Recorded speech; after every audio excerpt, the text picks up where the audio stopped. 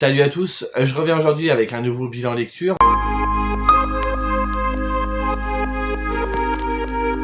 Donc tout d'abord, j'ai découvert Je sens grandir ma peur de Yann Red chez Pocket. Donc j'en avais entendu parler sur la chaîne de Séverine, il est bien ce livre, mais également sur la chaîne de Jody, les livres de la crypte. Et je les voyais vraiment très enjoués par ce livre, Séverine elle revient régulièrement dessus. J'étais vraiment très curieux de découvrir et ça ne l'aura pas trop fait pour moi, mais je m'explique, c'est pas non plus une lecture complètement dont je suis complètement passé à côté non plus.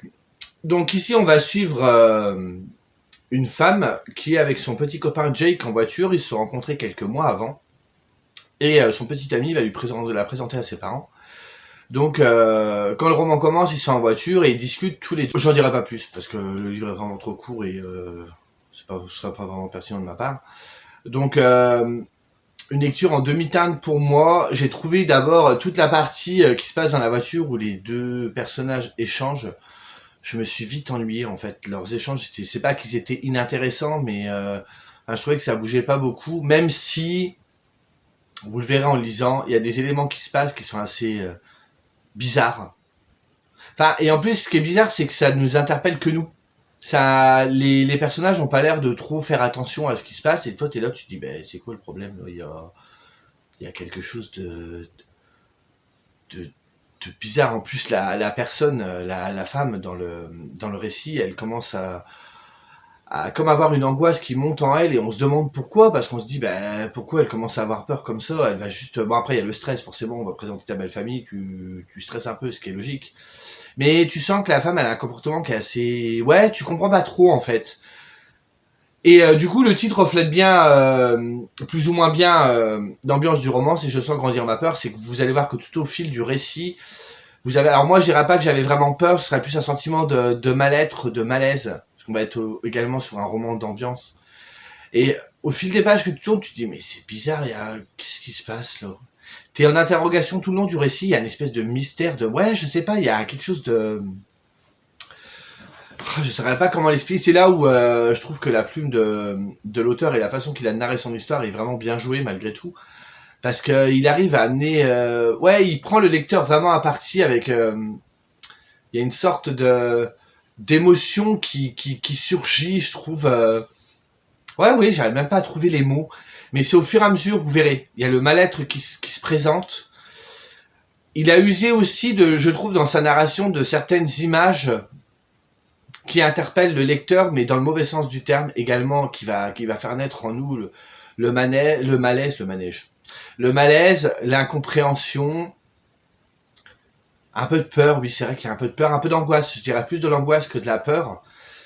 Ou je sais pas. Après, je pense que c'est le genre de récit où ça passe ou ça casse. Il n'y a pas de demi-mesure, c'est soit on n'aime pas. Quoique je dirais que j'ai pas complètement détesté, j'ai bien aimé le style de l'auteur. L'histoire, ouais, j'ai pas été de ouf dessus. M'a arrivé la moitié, je me suis posé certaines questions et au final c'était les bonnes.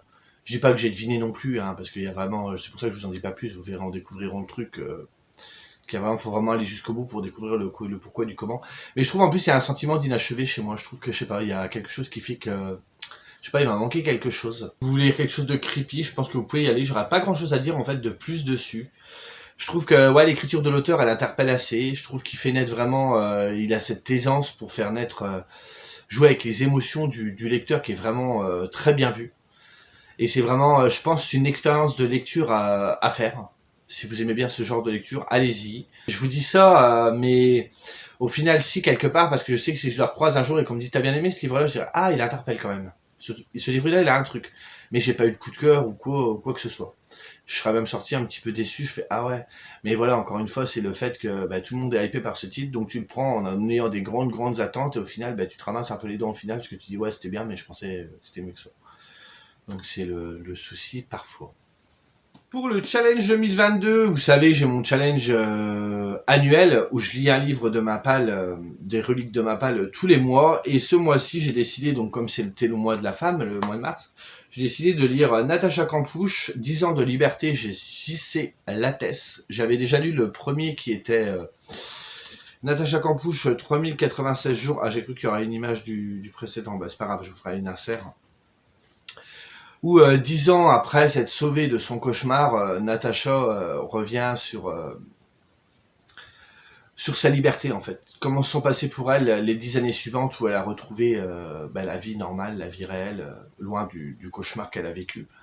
Et elle va également... alors il n'y aura pas vraiment d'avis, hein, je vais juste vous parler un peu du livre et c'est tout. J'ai pas émettre d'avis sur ce genre de livre qui est plus ou moins une biographie, un témoignage. Que j'ai pas... On est vraiment sur les émotions d'une personne et sur une expérience de vie. Donc elle a été enlevée à l'âge de 10 ans sur le chemin de l'école.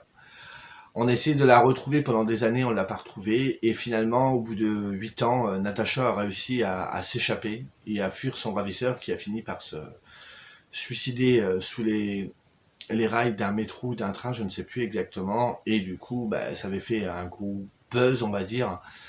Parce que voilà, retrouver au bout de tant d'années une enfant qui avait disparu, c'est quand même quelque chose qui est assez rarissime, mais c'est très bien pour elle. Et du coup, là, Natacha, elle revient 10 ans après pour remettre les pendules à l'heure, parce qu'entre-temps, beaucoup de choses se sont dites sur elle, alors que ce soit dans la presse, qu'on ait déformé les propos qu'elle a pu tenir, mais également tout ce qui va être les forces de l'ordre et tout ce qui s'ensuit.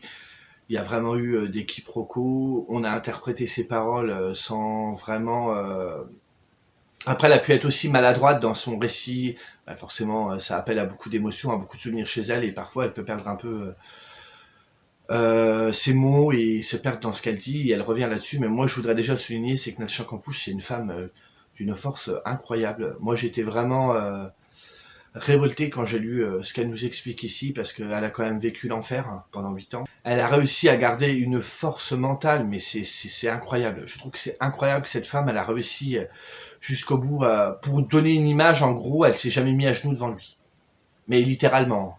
Elle a dit non, jusqu'au bout, je lâcherai pas tout, il n'aura jamais une emprise totale sur moi, parce que vous allez... si vous lisez le premier, bon, bien évidemment, trigger warning, hein, c'est évident que c'est pas à la portée de tous, et que c'est très très bouleversant comme récit, hein. Que ce soit le premier ou le deuxième, parce qu'elle revient sur certains éléments du coup. Et elle s'est jamais mise à genoux devant cet homme, et elle a dit je me laisserai pas faire quoi. Et je trouve que elle avait quand même 10 ans au début, et justement c'est un âge où on peut encore entre guillemets se faire influencer du côté néfaste des choses. Et elle a réussi je vais dire supporter, mais c'est pas vraiment le mot puisqu'elle avait pas le choix. Mais je peux pas en parler à sa place, il faut vraiment lire le récit, mais du coup il y a beaucoup de choses qui ont été dites. Au bout de 8 ans, elle est sortie, elle a retrouvé le monde, elle a retrouvé sa famille, elle a retrouvé tout ça. Mais du coup retrouver sa famille, comme elle l'explique dans le récit, elle a pas pu la retrouver dans les conditions qu'elle voulait. Il y a des choses où on n'arrivait pas vraiment à les expliquer, donc du coup on a commencé à soupçonner sa famille d'être complice du ravisseur. Enfin il y a plein de trucs qui sont mais complètement aberrants, et elle est arrivée au bout d'un moment avec ce bouquin qu'elle a écrit en collaboration, je ne sais plus avec qui, parce qu'elle ne l'a pas écrit toute seule, avec Heike Gronemeyer, je ne sais pas si je le dis bien. Et du coup, elle s'est dit au bout d'un moment, il faut que je prenne la parole, parce qu'on est en train de dire tout et n'importe quoi sur moi. Moi, je sais ce que j'ai vécu, moi, je sais ce que je ressens, donc je vais le dire. Mais même dans sa vie quotidienne, elle va revenir là-dessus, et il y a des gens qui vont être d'une méchanceté avec elle, mais c'est aberrant, c'est très dur à lire, hein. Mais c'est vrai que c'est révoltant. Moi, j'avais envie d'aider cette pauvre gamine. Bon, c'est plus une gamine, c'est une femme maintenant, mais vous vous rendez compte que vous êtes séquestré pendant 8 ans, vous subissez des trucs, mais j'en parlerai pas ici, hein, mais vous sortez, vous dites ça y est, je suis enfin libéré de cette prison, et comme elle l'explique elle-même, elle a retrouvé une autre en fait. Elle s'est trouvée emprisonnée parce que du coup, les gens n'osaient pas trop aller vers elle. Elle parlait de certaines choses, elle voulait pas parler d'autres choses, et ça se comprend. C'est son histoire, elle dira ce qu'elle a envie de dire. Derrière, les policiers qui s'en mêlent et qui trouvent qu'il y a des incohérences, alors qu'il n'y avait rien d'incohérent, puisqu'elle l'explique elle-même, avec des espèces de légendes qui vont naître de trucs, on va s'imaginer de sorte... Pour donner un exemple aussi, Natacha, quand elle témoigne, elle dit qu'il n'y avait qu'une personne, donc le fameux ravisseur, je ne donnerai pas son nom, qui l'a enlevé. Et par la suite, on va dire qu'il n'était pas tout seul, qu'il travaillait avec un réseau qui était au-dessus, enfin plein de trucs. Elle a jamais entendu parler de ça, mais en même temps, elle était enfermée dans la cave. Il lui disait ce qu'il avait envie de lui dire. Elle ne peut pas tout savoir. Et du coup, à partir de là, ça va très loin. Honnêtement, ça va très très loin. Il y a des trucs qui sont aberrants. Elle a voulu du coup reprendre sa vie en main, vouloir mener certains projets, mais elle ne savait pas quoi faire. Forcément, quand vous êtes enfermé pendant 8 ans, quand vous retrouvez... vous essayez de retrouver une vie sociale et vous essayez d'avoir une vie professionnelle, c'est compliqué. Il y a plein de petites choses, j'ai plus en tête vraiment tous les détails, et puis il n'y a pas d'intérêt à ce que je vous raconte le livre, hein, vaut mieux le lire et puis c'est tout. Et malgré tout ce qu'elle a vécu, tout ce qu'elle a subi du coup après, parce que c'était pas aussi joyeux, c'était pas plus joyeux que le reste, ben elle arrive encore à être là, à écrire un livre et à dire ben moi je vais vous montrer, et je trouve que c'est que je voulais dire face à ce genre de personnes, on peut vraiment que montrer du respect face à elle, quoi. Voilà, j'en dirai pas plus, hein, il y a beaucoup de choses, elle va vraiment mieux exprimer les choses, en plus elle met vraiment en avant l'émotion qu'elle a pu ressentir à ce moment-là, enfin c'est... Il y a d'autres exemples que je peux vous donner vite fait. À un moment, elle s'est dit, tenez, comme je fais sans arrêt des interviews pour témoigner sur ce qu'elle a vécu, sur le drame qu'elle a vécu, elle faisait des interviews, puis au bout d'un moment, elle s'est dit, bah écoutez, vu que je passe tout le temps à la télé, bah, je vais animer une émission. Ah ben là encore, elle s'est fait bâcher parce que bah non, on allume une émission, elle profite de sa notoriété, entre guillemets, hein, je dis bien entre guillemets, parce que notoriété pour ça, voilà. Et au final, ben non, ben elle profite de ça. Finalement, est-ce qu'elle l'a vraiment mal vécu? Il y a un sujet aussi que j'ai relevé qui était vraiment intéressant, parce que l'environnement du coup de son ravisseur, dans la maison où il habitait, il était très gentil avec l'entourage. Et du coup, quand Natacha a révélé au grand jour ce qui s'était passé, que tout prend une ampleur mondiale, les gens se sont dit, bah, il était vraiment si méchant que ça, c'est pas elle qui en rajoute un peu, parce qu'avec nous, il était gentil. Et elle dit, dans l'inconscient collectif, le mal ne fait que le mal. Ils n'y arrivent pas, les gens, à admettre qu'ils pouvaient être aimables et gentils avec certains et qu'ils gardaient ses bas instincts pour... quand il était avec elle, en fait, à la maison, et qu'il l'a gardé séquestré, je m'exprime très mal d'ailleurs.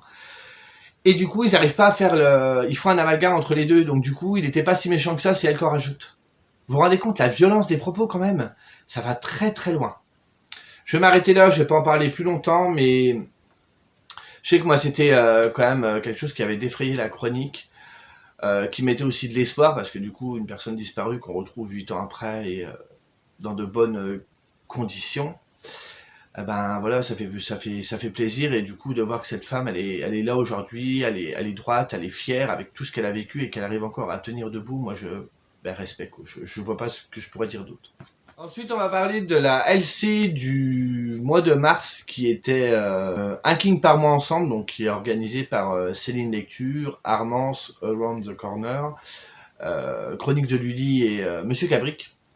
Vous savez, je vous en ai déjà parlé, c'est le challenge où chaque mois on lit un King, et à la fin du mois, il y a un live qui est organisé où Dorian, Armance, Céline et Lully reviennent sur... Armance, Lully, Céline et Dorian reviennent sur le roman en question, et on en discute lors d'un live, donc dans le chat et puis en live. Donc c'est... Et ce mois-ci, pour le mois de la femme, c'était le titre Jessie qu'il fallait lire. Donc ce mois-ci, je l'ai lu parce que les 2 mois précédents, c'était Le Fléau que j'avais déjà lu, je vous en avais déjà parlé.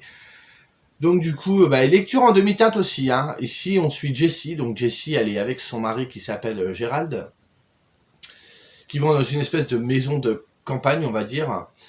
Et son mari, il a des pratiques un petit peu sexuelles, un petit peu bizarres, et il l'attache au lit, et il a un comportement avec elle qui est pas très approprié. Jessie n'a pas envie de subir ces petits jeux bizarroïdes, et elle le repousse du lit, et à ce moment-là, Gérald fait une crise cardiaque, il tombe du lit, il meurt, mais Jessie, elle est bien embêtée parce qu'elle se retrouve attachée au lit, au milieu de nulle part, et à partir de ce moment-là, comment on fait? Vous imaginez quand même, vous êtes attaché à un lit, la personne qui vous accompagnait, elle est morte, comment vous voulez faire pour vous détacher? Et là commence un huis clos complètement angoissant, dont Stephen King a le secret. Donc j'étais quand même assez curieux de découvrir un titre où on n'est qu'avec qu'un seul personnage, qui en plus ne peut pas bouger et attaché à un lit. C'est quand même le huis clos, et on peut pas faire plus huis clos que ça, hein. Je ressors de ce livre assez mitigé.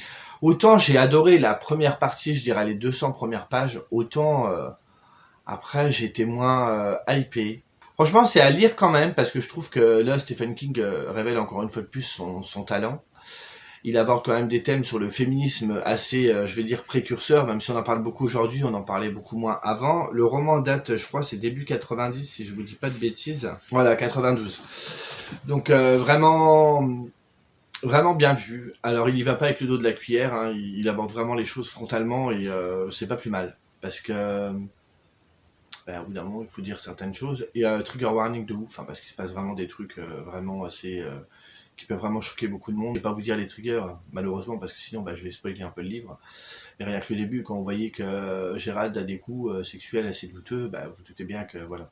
On va aborder certains, parce que Jessie va rentrer dans une sorte... elle va être toute seule dans sa tête à ce moment-là, et du coup elle va revivre certains événements de sa vie qui sont pas très, très joyeux. Mais moi j'étais curieux de découvrir comment, sur 400 pages, Stephen King arrive à nous écrire une histoire sur une personne qui est attachée sur un lit. C'est quand même assez déroutant, quoi. Vous vous dites comment il va pouvoir tenir sur autant de pages. Et au final il arrive à amener une certaine tension, on ressent de la peur, il y a des choses assez bizarres qui se passent, c'est Stephen King en même temps, le bizarre c'est un petit peu son business. Et ouais, et franchement, autant la première partie du récit, j'ai beaucoup aimé, mais arrivé vers les pages 200, on va dire à peu près la moitié, là j'ai commencé un petit peu à décrocher parce qu'il y a des choses qui m'ont moins plu, je peux pas en dire plus. Mais et la dernière partie, j'ai pas du tout adhéré, les 100 dernières pages pour moi c'était 100 pages en trop, malheureusement. Donc ça n'aurait pas fait avec moi. Mais après les avis sont assez divergents parce que voyez par exemple Armance adorait les 100 dernières pages et elle a pas aimé plus ou moins, elle a moins apprécié le reste. Et moi, c'est l'inverse. Donc, j'en ai discuté avec Margot, qui l'a lu également, et avec Dorian. Et on est à peu près d'accord sur l'ensemble du titre. Donc, on verra bien sur le live comment on va débattre autour de ça. Lui, j'en dis pas beaucoup plus. Mais il y a quand même un certain malaise qui est présent. Il arrive vraiment à nous faire prendre conscience de certaines choses. En plus, c'est écrit quand même par un homme. Donc un homme qui aborde le féminisme, c'est pas tous les jours, et puis qui le fait aussi bien. Moi, je trouve que c'est quand même bien amené, bien trouvé. Je suis pas le mieux placé pour en parler. Bien évidemment, une femme saura mieux en parler que moi sur le sujet, mais je trouvais que c'était bien amené. Malheureusement, je trouve que sur la longueur, ça tient pas. Je trouve qu'il aurait dû faire... c'est ça, quoi. Je trouve qu'encore une fois, Stephen King, il en rajoute, quoi. Il en rajoute qui servait à rien. Ouais, j'ai pas grand-chose de plus à dire dessus. Je trouve qu'il a réussi, malgré tout, avec si peu de choses, avec juste une pièce, avec juste un personnage, à nous tenir en haleine. Mais ça reste pas un titre qui va me marquer dans sa bibliographie. Il y a des titres qui m'ont marqué beaucoup plus que ça, mais je suis content de l'avoir découvert. Ensuite, je vais vous parler du SP que j'ai reçu de Stéphane Sanchez, donc album de famille, ici aux éditions Les Orfèvres. Donc je vous l'avais présenté il n'y a pas très longtemps. On va suivre un libraire qui le jour de ses 30 ans reçoit la visite d'une jeune fille qui a une dizaine d'années je crois, et qui sonne à sa porte et qui lui dit vous êtes mon père. Et le mec il comprend pas, il dit quoi? Il fait c'est pas possible, il fait en fait je suis homosexuel donc j'ai jamais couché avec une femme donc comment je peux être ton père? Elle fait si c'est sûr, elle fait j'ai les preuves qu'il faut. Il se met en colère, il lui claque la porte au nez, il dit mais qu'est-ce qu'elle raconte elle? Et du coup, va s'en suivre tout un cheminement avec ce personnage. Il va commencer à se poser des questions, il va se demander s'il a pas oublié des instants de sa vie, mais également, derrière, on va suivre d'autres choses, on va vraiment rentrer plus en intimité, j'ai envie de dire, avec ce personnage. Il va se remémorer sa vie passée avec sa grand-mère qu'il adorait, mais également sa mère, donc il va y avoir toute une rétrospective qu'il va y avoir sur cet homme, et on va aborder tout ce qui est parentalité, mais dans sa globalité en fait. Et du coup, à travers ce récit, Stéphane va nous parler donc de cet homme, mais également de notre place. Quand on a 30 ans c'est quand même l'âge de raison, vous savez, on n'est plus adolescent, même si entre 20 et 30 ans, on reste quand même un jeune adulte. 30 ans, c'est là où on va quand même s'installer dans sa vie, que ce soit au niveau professionnel, au niveau personnel, en général, pas pour tout le monde, mais où on arrive à un stade vraiment de maturité, un cran au-dessus, on a vraiment des expériences de vie, on a vraiment vécu un minimum.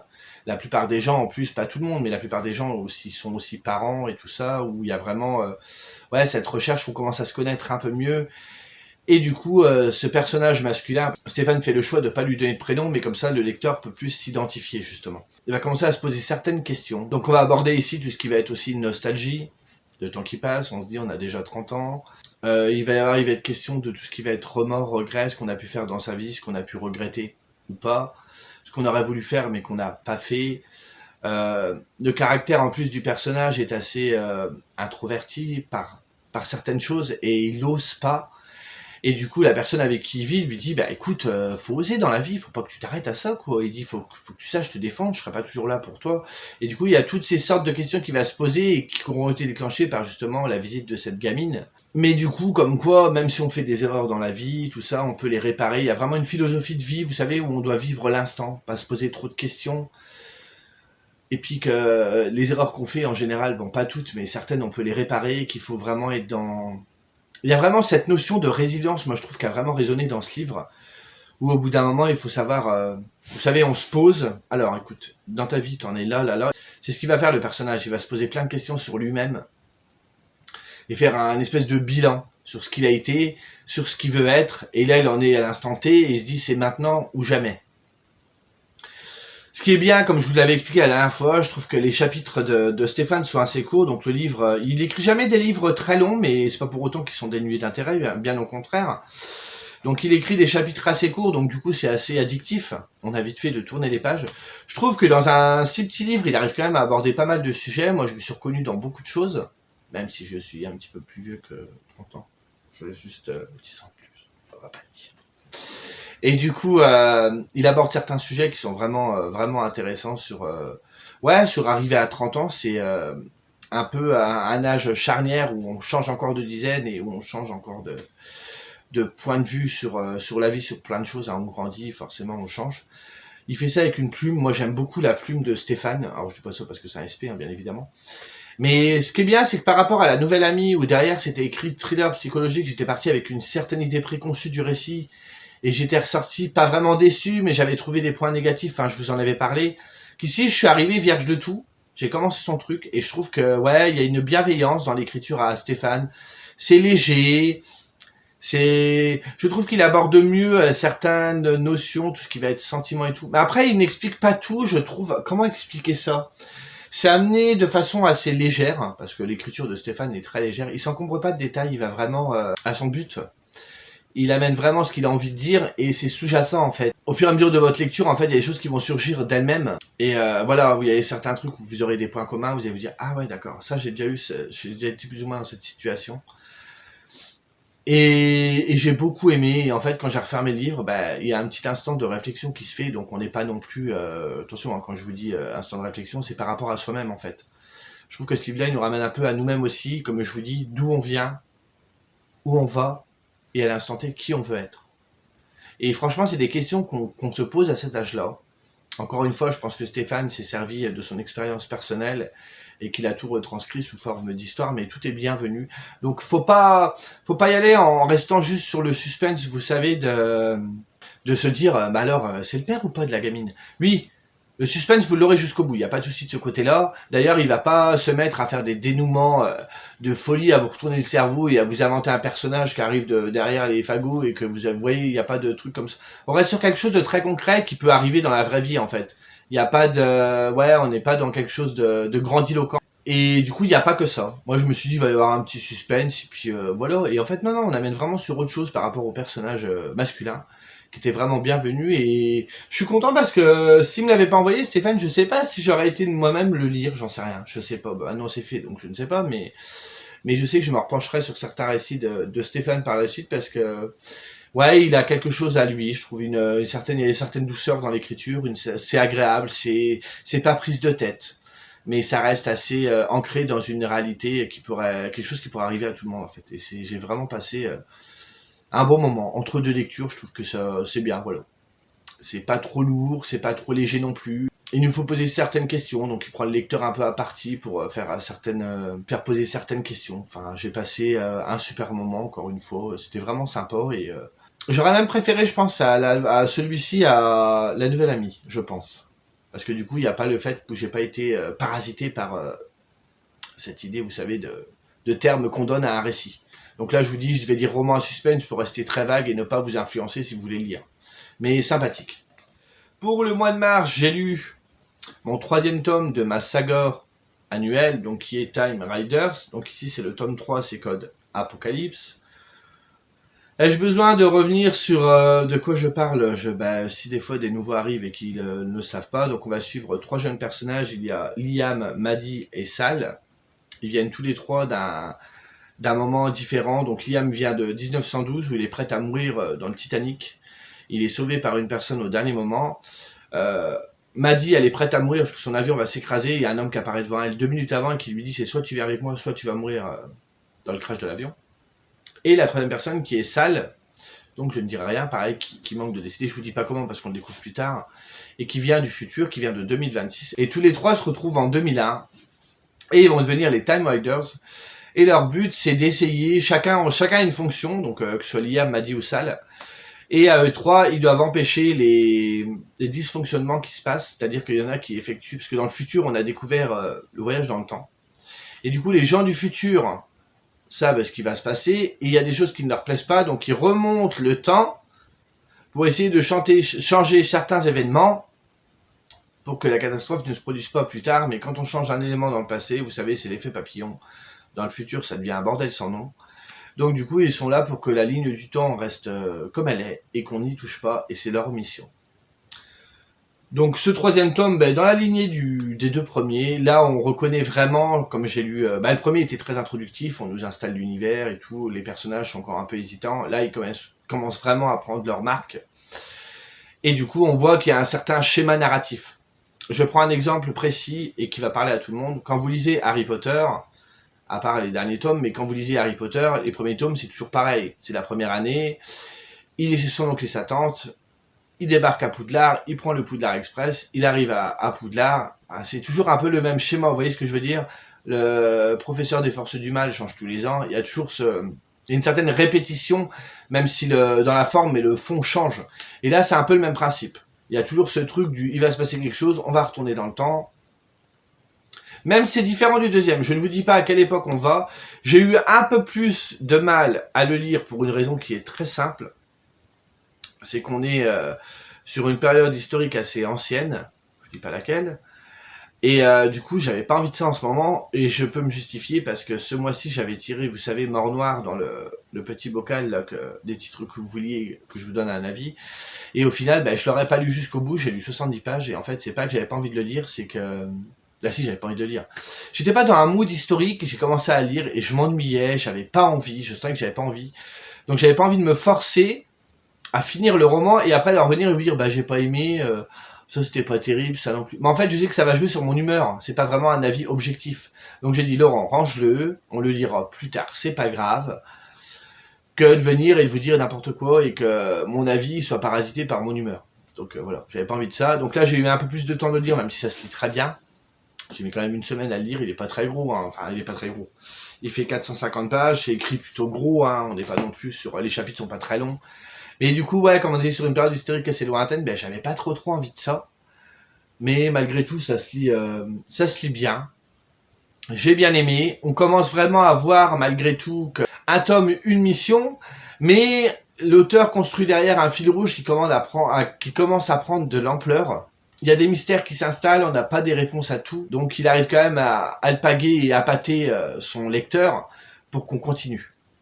J'ai bien aimé malgré tout, je trouve que les personnages, forcément on est dans du young d'adulte, les personnages sont pas non plus creusés de fou, mais on voit qu'ils prennent en maturité, qu'ils prennent leur fonction beaucoup plus à cœur, qu'ils sont beaucoup plus à l'aise dans leur mission, et ça reste vraiment intéressant, et je trouve, et ce qui est bien, c'est que des jeunes ados qui lisent ça, peuvent aussi par la suite s'intéresser vraiment à la période historique qui est présentée, et du coup ça peut les amener vers des romans young adultes historiques, ou à s'intéresser un peu plus à l'histoire, ou même par rapport à leur cours. Si le prof aborde cette période historique, l'élève va dire tiens, je l'ai lu dans ce roman-là, tiens, je vais m'intéresser voir si l'auteur s'est vraiment renseigné sur l'événement, ou s'il a beaucoup extrapolé en inventant beaucoup de trucs. Donc je pense qu'il... Mais encore une fois, c'est très flou, hein. Vous savez, il est sur une période historique, il rentre pas dans le détail, il change 2-3 trucs, et ça fonctionne très bien. Non seulement il perdra pas son lectorat, qui va être majoritairement adolescent, et chez les adultes, moi je vous avoue que c'est pas une période historique que je me suis renseigné plus que ça, donc c'était vraiment sympa à découvrir, et du coup c'est pas prise de tête, c'est vraiment un roman d'aventure où avec ce côté on va changer certaines choses, et puis voir à l'époque, il y a le contraste entre le personnage de Liam qui est de 1912 et la période où il se rend, où c'est vraiment différent, le mode de vie, les coutumes, le parler aussi, tout est différent, c'est vraiment sympathique. Ça reste vraiment une saga que j'aime beaucoup. Je lirai le tome 4 bien évidemment au mois d'avril. Et pour l'instant, je dirais pas que je suis lassé, il y a juste eu ce truc, c'était pas le moment. Mais ça m'a pas non plus, c'était pas non plus voilà, une sinécure de lire le tome 3, quoi. J'aime beaucoup, beaucoup, beaucoup. Donc j'ai un peu trop de beaucoup dans ce que je viens de dire. Mais vraiment sympathique. Donc je n'en dirai pas plus, bien évidemment. Au bout d'un moment, je ne saurais plus quoi vous dire d'ailleurs sur cette série. Et pour terminer, encore un, parce que je vous ai annoncé la dernière fois que j'avais eu un coup de cœur, et là aussi, coup de cœur pour ce livre-là, En attendant Bojangles de Olivier Bourdeau, ici aux éditions Folio. Et écoutez, je suis surpris de fou encore une fois. Et celui-là, je l'ai acheté parce que le film sortait, et j'aime beaucoup l'acteur Romain Duris, j'aime beaucoup également l'actrice Virginia Efira. Et je me suis dit, comme le film sort, je me dis ça peut être pas mal de lire. En plus, à l'époque, quand il est sorti le livre, on en a entendu beaucoup parler. Il avait vraiment bien fonctionné. Et j'y suis allé, j'attendais rien du tout en fait. J'y suis allé comme ça, j'ai dit on va bien voir. Je dis je vais m'y mettre parce que je dis il faut pas que j'attende trop longtemps. Le film est déjà sorti il y a un petit moment. Alors je sais pas quand est-ce qu'est sorti exactement le film. Il y a peut-être un mois ou deux, je pense. Et je me dis si tu lis pas maintenant, tu liras jamais. Donc j'ai dit allez vas-y. Et au final, pouh. Donc dans cette histoire, on va suivre un petit garçon qui va on va voir tout à travers ses yeux. Alors je ne sais plus comment il s'appelle, qui nous présente ses parents, donc qui sont ici, son père et sa mère. Et on est très vite désarçonné parce que on voit tout à travers le regard d'un petit garçon qui aime son père, qui aime sa mère, qui raconte à sa façon, avec sa naïveté, avec sa découverte des choses. Il a une dizaine d'années. Il a une façon de narrer les choses un peu bizarre. Il y a un petit côté, je sais pas si je peux dire onirique ou on sait que le gamin, il a une imagination débordante et la façon dont il présente les choses, tu te dis waouh, c'est bizarre. C'est vrai que ça peut être un peu désarçonnant les premiers chapitres, c'est vrai que le comportement du père, de la mère, tu comprends pas trop. Et ça va alterner, donc il y aura un chapitre où on voit tout des yeux du gamin et un autre où ça va être le père qui nous raconte quelque chose. Donc qui nous raconte comment il a rencontré sa femme et tout, petit quanti. Et du coup, la plume de l'auteur est quand même assez géniale. J'ai beaucoup aimé la plume. Il y a beaucoup d'humour. Il amène un certain côté loufoque. Il y a vraiment dans ce roman ce côté où on nous parle d'une famille qui est un peu hors norme, un peu en dehors de notre réalité à nous, la réalité un petit peu qu'on vit tous, qui veut vivre selon ses propres règles, qui s'invente des choses, il y a ce côté-là. Je dirais, pour faire une phrase, je dirais que c'est le mariage de l'amour et de la folie où la raison, elle a pas sa place. C'est un peu comme ça que je résumerais ce bouquin. Derrière, vous avez l'histoire d'amour d'un homme pour sa femme, mais également d'un fils pour sa mère, où la mère, elle va être vraiment au centre du récit. Mais ouais, il y a un côté pas comme un conte même, alors je ne saurais pas comment vraiment définir la chose, mais il y a vraiment une identité, que ce soit dans la plume ou dans la façon de raconter l'histoire, qui est vraiment un peu à part. Je vous dis, il y a un côté un peu surréaliste, mais qui est très bienvenu, parce que moi je sais qu'au tout début, quand j'ai commencé le récit, je me dis, oh. Et chose très importante, il ne faut, je pense, et ce n'est que mon avis, qu'il faut pas trop rationaliser. Faut lire le récit comme il vient, comme le gamin nous le raconte, et faut pas s'amuser à dire, c'est pas normal qu'il y ait ça, et pourquoi elle a réagi comme ça, elle devrait pas. Faut pas être dans le jugement. Faut juste se laisser porter par l'histoire de ce gamin qui nous raconte la vie avec ses parents. Et c'est là où la magie, elle va prendre, en fait, parce qu'il y a un côté très magique aussi, je trouve. Et c'est là où ça va prendre, et puis vous êtes embarqué. Alors le livre est très petit, mais je trouve que justement le fait qu'il soit pas très très long le rend beaucoup plus intense. Vous avez pas de longueur. Je sais pas, je sais que quand je l'ai fini, alors j'ai pas été dans l'émotion jusqu'à pleurer, mais j'étais vraiment, j'étais vraiment chamboulé par cette lecture. Et le lendemain, je voulais en attaquer une autre, impossible pour moi parce que je l'ai fini le soir. Et le lendemain matin, je me suis levé, je dis tiens, qu'est-ce que je vais lire? J'ai pas envie de lire autre chose. Les personnages étaient encore là. En plus, il y a en attendant Bojangles, ça fait référence à une chanson qu'écoute la mère, c'est Monsieur Bojangles qui est chanté par Nina Simone. Et du coup, j'ai écouté la chanson et maintenant, je sais que dès que j'écouterai cette chanson que je connaissais pas d'ailleurs, ça va me ramener au livre. Et si je lis le livre, j'écouterai la chanson. Il y a vraiment une identité musicale qui va se greffer au récit qui est vraiment assez forte. Et je pense que dès que j'écouterai cette chanson, il y aura vraiment cette émotion qui sera là et qui me rappellera ce livre. Alors il paraît que le film est très fidèle, j'ai très envie de le voir. Donc il sort au mois de mai, je crois, en vidéo. Donc j'ai vraiment hâte de le découvrir. Donc il y a vraiment un côté décalé, un côté poétique au récit. C'est aussi une histoire d'amour entre un homme et une femme et qu'ils fêtent à chaque instant. Ils s'aiment toujours, ils se le prouvent à chaque instant, que la vie c'est une fête, qu'il faut profiter. Il y a vraiment ce côté-là aussi. C'est vraiment que l'amour il est ni raisonné ni raisonnable. Qu'il faut le fêter, faut le vivre sans le réfléchir en fait. C'est un ressenti. L'amour ça se vit en fait. Ah, comment vous dire ça? C'est comme si vous croisez un couple demain et vous leur demandez bah, pourquoi t'es plus amoureux de lui que l'autre à côté qui est un peu pareil. Et vous voyez, il n'y a pas vraiment de mots pour définir ça. Et je trouve qu'il arrive vraiment bien à rendre ça dans cette histoire-là. Et ouais, franchement, un super moment. Encore une fois, bah, une claque parce que j'ai vraiment été surpris. Je m'attendais à rien et bah, j'ai eu tout. Donc comme quoi, des fois, c'est bien aussi d'être surpris. En plus, c'est un contemporain, donc c'est pas vraiment le genre de lecture vers lequel je me tourne. Et bah, comme quoi ça fait du bien, donc je regrette pas d'avoir répondu à mon instinct, d'avoir eu cette curiosité de vouloir connaître ce livre parce que le film sortait et ça reste ouais, une très bonne lecture. Même sur le coup, hein, quand je l'ai terminé, je pensais pas que ça allait être un coup de cœur, je l'ai terminé. Je me suis dit, oh bah tiens, je pensais être plus ému que ça, et puis non, et en fait, un sentiment qui est resté, et je vous dis, quand je me suis levé le lendemain, je me suis dit, mais les personnages sont encore là, quoi, ils me quittent pas, et j'ai réécouté la chanson, et j'ai revu tout ça, et je pense que ça a été un peu un effet retardataire. Et du coup, je me suis dit, bah, je crois qu'on est sur un coup de cœur. J'ai vu qu'il y a des gens qui n'avaient pas aimé. Il y a des gens qui ont été. C'est pour ça que je vous dis qu'il faut pas rationaliser le récit. Il y a des gens qui ont vraiment été dans le jugement. L'enfant vous raconte une histoire, vous l'écoutez, et il y a vraiment cet esprit un peu. Même les parents, je trouve, ils ont un côté un petit peu enfantin, un petit peu innocent. Et ça se reproduit vraiment là-dedans. Ouais, une super lecture, franchement, j'ai adoré. Donc voilà, donc pour résumer, ce mois de mars ça aurait été quand même un très bon cru. J'ai eu une semi-déception avec Je sens grandir ma peur, là, que j'ai pas vraiment, j'ai pas détesté, mais j'ai pas non plus été de ouf dessus. Mais sinon, des lectures plutôt vraiment bien. J'ai vraiment varié les styles, parce que les contemporains, j'en lis pas tous les jours. Des témoignages, j'en lis pas beaucoup. Surtout dernièrement, même si j'aime ça, il y a vraiment de tout. Et même le titre, le SP de Stéphane, j'en attendais rien et j'ai vraiment beaucoup aimé.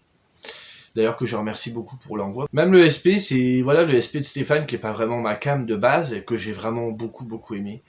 Et du coup, je pense que le contemporain de temps en temps, c'est pas plus mal. J'en lis pas assez et je devrais peut-être me pencher un peu plus dessus. Donc voilà pour mes dernières lectures. J'ai encore une fois beaucoup trop parlé. Donc sur ce, je vais vous laisser et je vous dis à bientôt. Salut.